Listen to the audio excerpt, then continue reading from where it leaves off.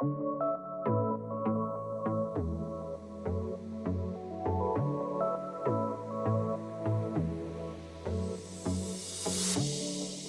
everyone. Welcome back to the Nuance Needed podcast. I'm Amanda. And this is Sam. Today, we are back to answer questions about sexual shame. Not just sexual shame, but some of you all are like struggling with sex in some capacity in your personal life, in your relationship. And we had some great questions that we wanted to answer that we think a lot of you all will relate to. You got him queued up? I do. I got him queued up. All right. I'm 28 and I've never had sex. It's not for religious reasons. I'm not saving myself. I don't think I'm asexual. I just feel like I missed the window. In high school, I was anxious. In college, I was focused on grades. And now I feel like I'm so far behind. The shame is paralyzing me. I feel like I can't date because if it goes well, I'll have to tell them eventually. Or when do I tell them? Do I wait until my clothes come off? The thought of explaining that I'm almost 30 with zero experience makes me want to hide. My friends think I'm just picky because I've turned down a few people who were interested, but they don't know the real reason. I know you'll probably say that the right person won't care, but it feels like it's been so long. How do I get past this shame spiral when everything in our culture says I'm weird? It's wild how we're so trained to assume that sexual shame is from people who have quote unquote too much experience. Mm-hmm. But I actually think the shame is worse for people that feel that they don't have enough experience. Yeah. I don't know if one's worse than the other, but I think the lack of experience is not talked about at all. I think that person hit the nail on the head when they spoke about how they're afraid to even open up to their friends about it. Mm-hmm. They don't even want their friends to know. Because I think sometimes we'll tease people, like, Oh, yeah. lovingly, Mm-hmm. if you can lovingly tease. I think that's a conversation we Mm-hmm. could have for another day. But, you know, it's hard. Like, it's so vulnerable to talk about at a baseline and then to admit it feels like there's this club that exists that you're not a part of. Mm-hmm. It's very challenging to navigate those feelings.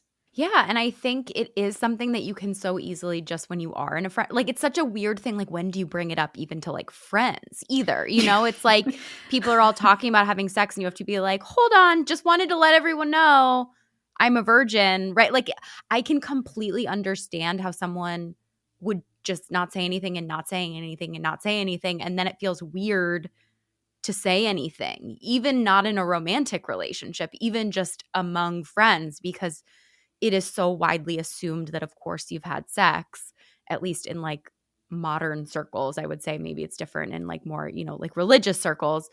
But yeah, I think it must be so hard to feel that shame and feel like you don't even have a way to bring it up or talk about it. Yeah. Or to, like, I think even if maybe people haven't had like intercourse, they've experimented in other ways. Yeah.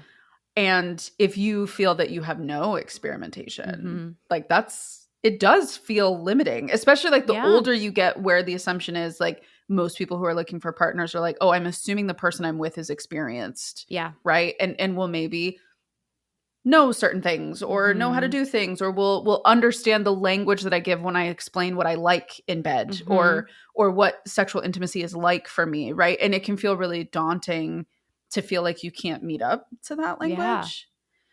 Yeah. And I really want to validate that concern, because I don't think it's talked about ever, because we're all afraid to be honest about that. And I think we're so hyper aware of women being shamed who are more hypersexual, which isn't even a great word because it like acts like there's the correct amount.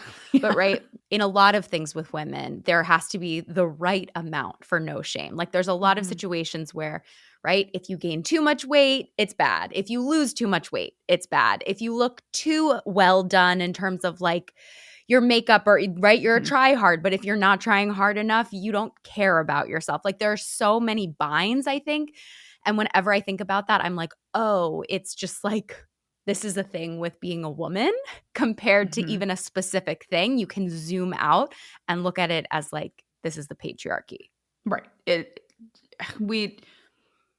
It's exhausting. Yeah. Like that's the only word that can come to my mind. And even when you were reading out the question and I was kind of like keeping note of the parts I wanted to address, it just feels, I guess maybe like my first initial thought beyond everything I've just said is that like how unfair it feels that we even have to have this conversation. Mm-hmm. Like that this person can feel so behind over Mm-hmm. something that like categorically isn't an indicator of anything in your life. Yes. Yeah. Like it doesn't mean anything. It's simply like a human experience. Yeah. Like that's Mm-hmm. really what it is.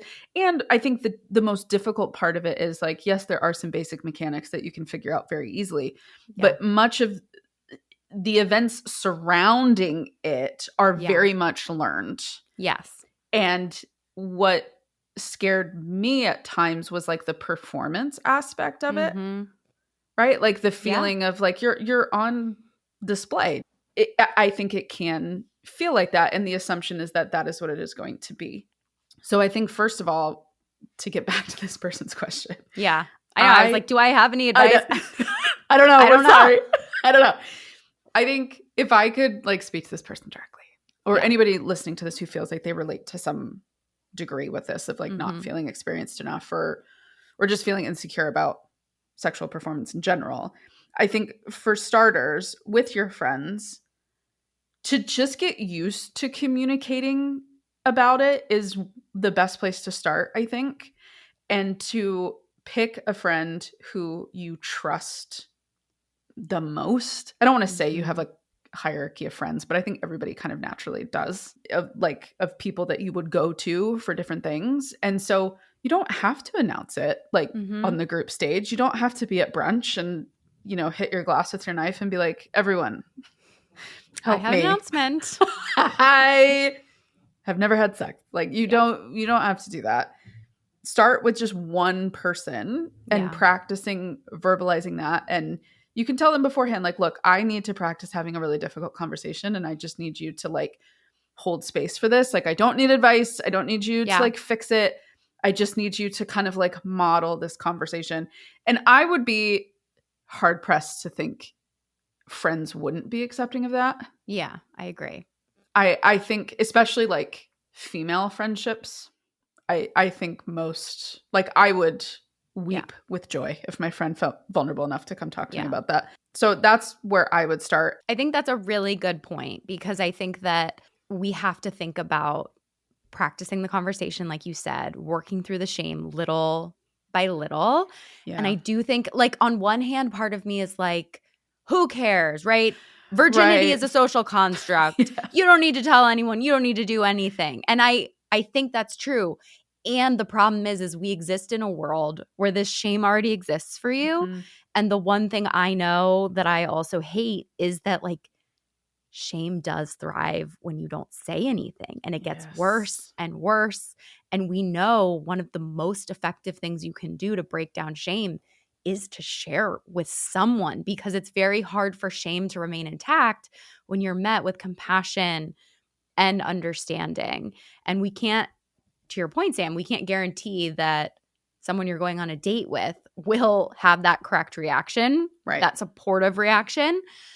So let's practice and let's get some experience with having a positive reaction to it and being supportive. And I think so often, like, we just make things so much bigger in our heads, especially when we're not talking about them. Your mind plays tricks on you of like how blown out of proportion something is, or how significant something will be, as you're saying. And in terms of like the sexual partners, right? Like, I think one, you do not have to go into a first date like ready to bear all. Like, no. In fact, that is deeply inappropriate to do so. Yeah. You are allowed to have a boundary, whether you have had like 400 sexual partners or whether you've never had one. You are allowed to say, I take my time before I'm sexually intimate with someone. Yeah. Like before I have sex with someone. Like you are allowed to take as long as you want with that.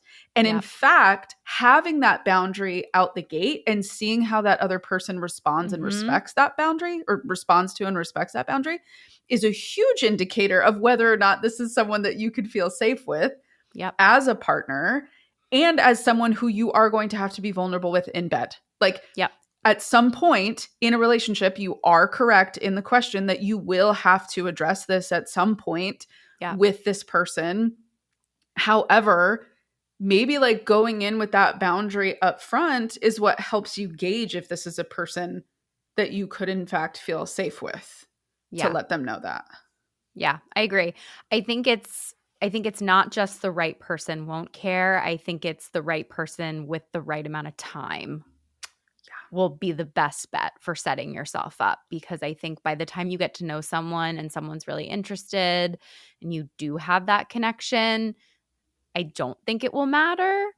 But just giving someone that blanket thought or prescription can feel really flat given what everyone is, like what this person is going through. And I think I would say this person too, like, you are right. You're in like a much more difficult position than other people. And it sucks. It shouldn't be that way. It shouldn't matter this much. Unfortunately, that is the way our culture is. Yeah.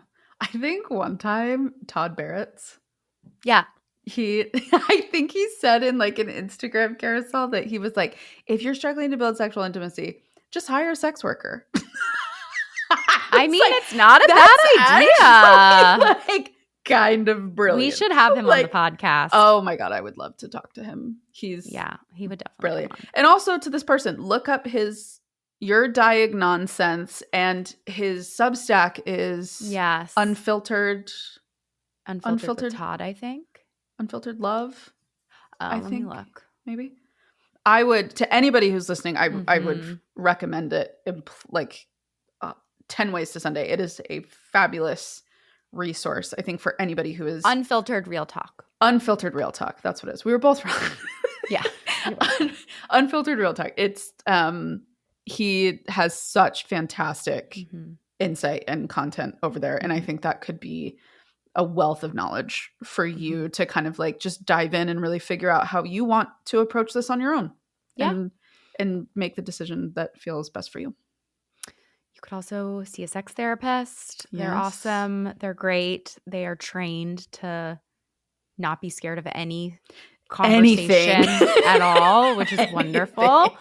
So it could be really healing to just be in the presence of someone who is so comfortable, or even your own therapist. Hopefully, if your therapist, I mean, most therapists should be comfortable talking about sex or not sex and all of this stuff. And if they're not, go get a new therapist. But bring it up with them if you have one. That can be, I think people really discount the healing properties of just saying something you're afraid to say to someone and being met with like compassion and understanding. It can be more healing than we expect. Yeah. And I think even along those lines, I think sometimes too, the recognition that sometimes you actually don't have to do anything. Yeah. Like, even in opening up about it, like, you don't have to do anything. Yes. But and telling someone is doing something. Yes. So, like, good for you for reaching out to us. That is a good first step. Yeah, that was huge that you wrote to two strangers on the internet and we're like, please answer my question. Like, that's very vulnerable for you to have like typed that out and sent that to us. And so absolutely, that is a fantastic first step. So just keep trying. It's hard. Yeah. We love you. If any of you have questions, you can reach out to us on Instagram, or you can email us at podcast@therapyforwomencenter.com. Let's get into our next question, Sam. Please. My husband and I fight about sex constantly. He initiates, I say no, he gets mad, and then we won't talk for days. The more he pushes, the less I want it. I can feel him wanting it all the time. Every hug, every touch, it feels suffocating. Sometimes I just do it to avoid the fight, but then I feel gross after. He can tell when I'm not into it, which pisses him off too. I feel like I can't win. I used to want sex with him, but now it feels like a chore that I have to do. His anger about it makes me want it even less, but he doesn't get that. What do you think I should do? Okay, so if you're listening to this episode and feeling like, oh my gosh, I could actually really use a therapist, we've got you. My practice, Therapy for Women Center, has therapists licensed in 43 states across the country. All the therapists are hired by me, trained by me, handpicked by me, and we really back and support our therapists. We vouch for them, unlike some of these big online therapy platforms. Also, if you're local to the Philadelphia area, we have 3 office locations there. So I would love for you to go to our website, therapyforwomencenter.com, and check it out. I have a lot of thoughts about this question. I think Sam and I will both have to separate ourselves probably from, right? Like there's a version of me that is mad on your behalf and gets it. And then there's like the more evolved therapist version of me who can back up and look at this. I think the first thing I want to say is libido changes being different in a relationship are extremely normal. And I, again, think we don't talk about it a lot. It is very, like a lot of times the amount you want to have sex when you're dating, when you're engaged, when you're married, when you have kids changes a lot. And I think some people can get very stuck on, I'm curious if this person has children, I don't know. But a lot of times, like when you have young kids, it is very difficult to have sex. A lot of times women specifically are not as into it. There are hormonal changes that happen. She may not feel comfortable with her body. Sex can be painful. Like, I would love to ask, is sex painful? Because I also think that's something that we don't talk about at all. And I don't know what the statistics are off the top of my head, but sex is painful for a lot of women. And please go to a pelvic floor therapist who can help you if that's the case. But I think the challenge is like navigating libido differences, because I think this person did a good job of describing a very common situation where the more one person wants sex, the more pressured someone else feels, and the more someone doesn't want it and kind of resists it. I think we have to start looking at, communicating what our expectations are, and also really understanding that, explaining to him that the irony of it is probably you guys both would rather have a more fulfilling sex life. But the more he pushes, the more you don't want it, the more you pull away, the more frustrated he gets. And you guys are both getting farther and farther away from what you want. There has to be negotiation in it. And Yeah. I think that the clients that I've worked with, yeah, that seems to be like the sticking point a lot of times, is the fear of like asserting our needs within the sexual dynamic in the relationship, and being clear on like, look, I get you're ready to go 25/8. Yeah. Mine hits me when the wind is coming out of the west and like the stars are aligned and it's just hard for me right now. Yeah. Right?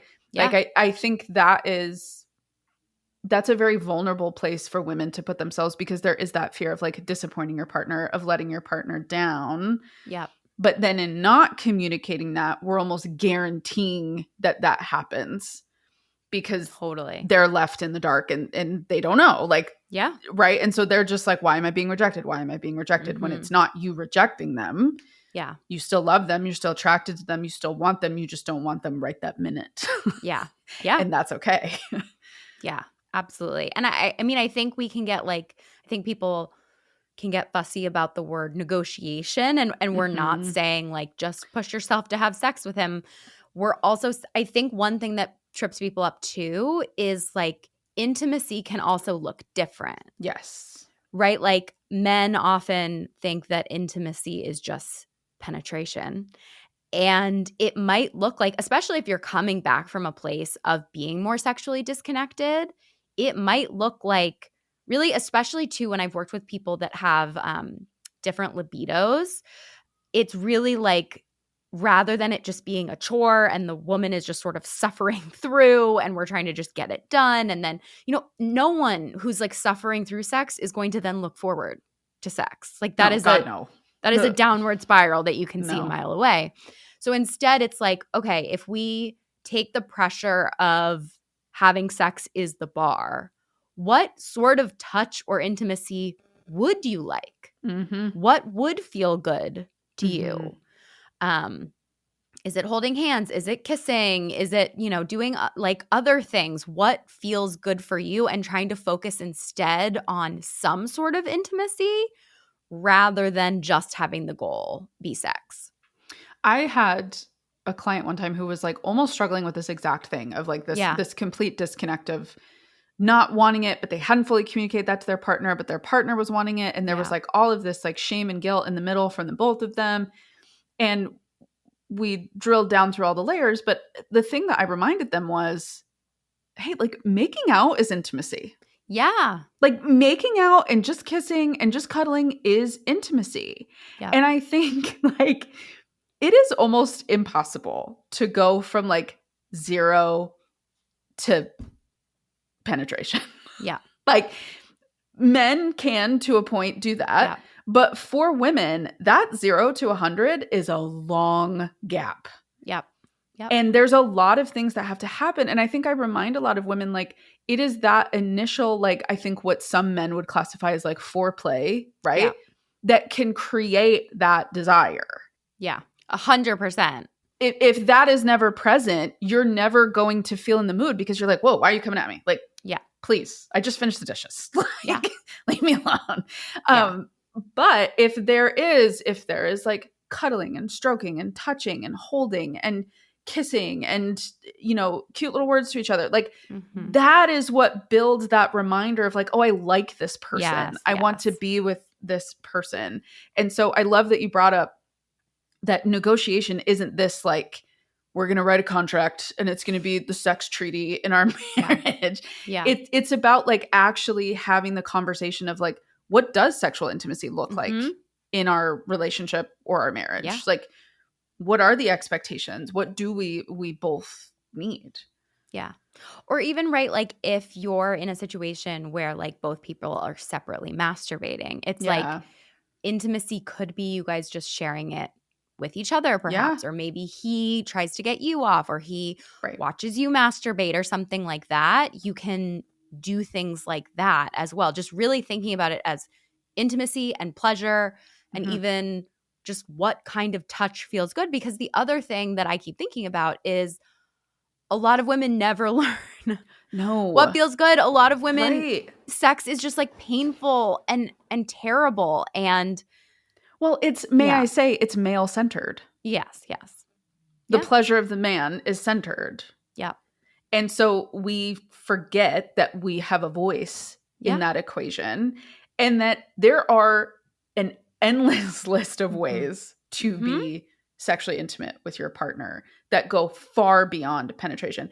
And might I add, might be even more connective than that.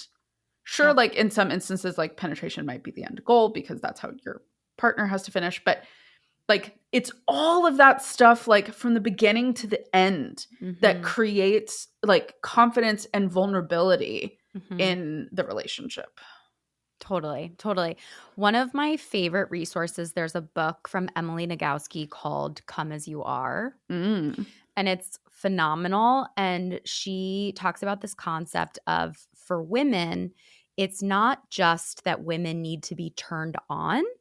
It's that women actually need to have their turn-offs also turned off. Please so if you elaborate think of it, more. yeah. So if you think of it like a car, right? Okay, in a car, you have a gas pedal and you have a brake. Right. Women can't just have a foot on the gas pedal to be turned on. They also have to have not a foot on the brake. Right? If your feet are on both, on the gas pedal and the brake, you're not going anywhere. Right. You have to have to be turned on and to be interested. You also can't be turned off at the same time. I see. Yeah.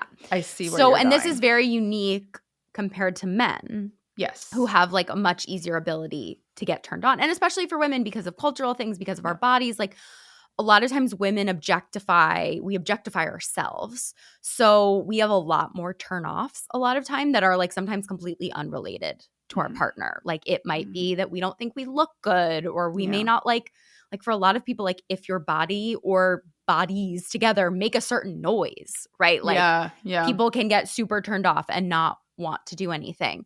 So yeah, I love that book. I think that is such a great recommendation. She also has a workbook that like can help you identify what your turn-ons are, what your turn-offs are.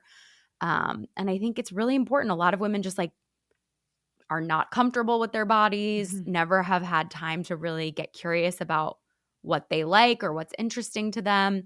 And I would hope, my God, that if you talked about this a little bit with your partner, that they would be interested in sort of exploring this with you and starting with some of these, right, foreplay or different types of intimacy and seeing where it leads. We're having a very different conversation if you are met with resistance on those Yeah, that's true. Yeah, that's true. Hate to break it to you, but yeah. I think if you do hit some resistance to those conversations, it's okay to pull back and kind of reevaluate why there was resistance there. Yeah. And I think for some men, right, it can be shame of I think they feel like they need to have sex a certain amount to like be a man and what's expected and all of that stuff. Or they're embarrassed that they don't know what their partner wants or realizing that they didn't know. Yep, that's a really good point. Yeah. But yeah, regardless, I mean, I think couples therapy is always wonderful if you want to go to a lot of sex therapists or couples therapists also. But yeah, I think one thing that people forget is like when you're in a hard cycle with your partner, one of the best things you can do is talk about the cycle without talking about the thing. Like talk about how you guys are getting into a disagreement about this. And it's sort of a way to talk about it without actually having to get into the nitty gritty. And you can kind of like set up some game rules of how you're going to actually deal with it when it does happen again. And it can kind of desensitize you to talking about it before you have to like make a decision kind of. I like that a lot. I think that's like a really like powerful way to say like there are a lot of ways to have this conversation basically. Like you don't have to just go straight to the center if you don't feel safe enough yet to go to the center.